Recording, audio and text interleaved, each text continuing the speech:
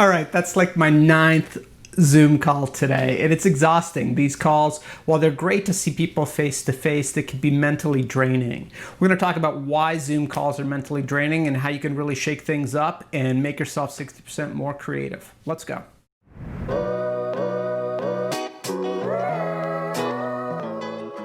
You don't have to be stuck in front of a computer to have a meeting. In fact, it's really easy to grab your phone, grab your headphones, and have a conversation with someone without that screen.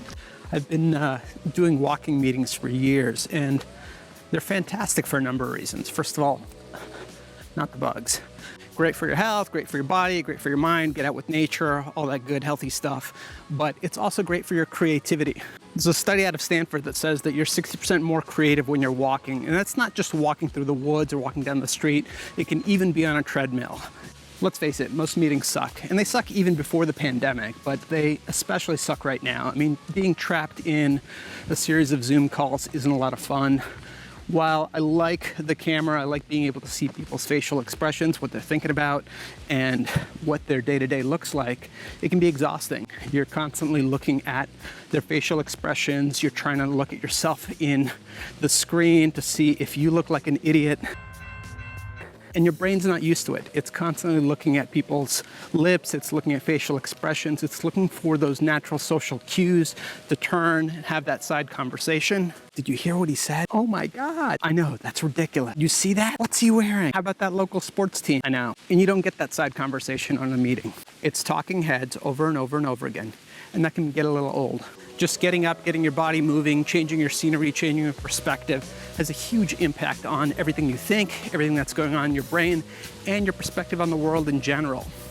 Walking meetings are especially useful if you're on a call with more than 10 people. Again, facial expressions are useful when you're in a small conversation, maybe 3 or 4 people, but one-on-one, awesome to go for a walk. And then 1 on 10, if you're in that large meeting with 10 people, it's also great to go for a walk. The fundamentals of business. Mental is a part of the word. I have underlined it. I started doing walking meetings maybe 10 years ago, and I used to call them Sorkins for Aaron Sorkin from The West Wing. So Aaron Sorkin had this great technique where he would take you on a tour of The West Wing, walk around, do a walk and talk. And it was a great technique, not only because it progressed the story, it got to show the scenery of the West Wing, but it advanced the conversation. And the nice thing about walk and talk is it gives both sides a chance to stop and speak. In a walk and talk, it's nice and natural because there's a natural rhythm and pace. Let me put my sunglasses on because I'm cooler that way. Nope. The beauty of walking meetings, especially now, is you don't have to be in the same location. You can grab your phone and you don't even need Zoom. Just call the other person on the phone and have that conversation. Check out the wind. Wow. I've been having walking meetings for years, and I've even done them with people who are clear across the country in California while I'm here in Boston.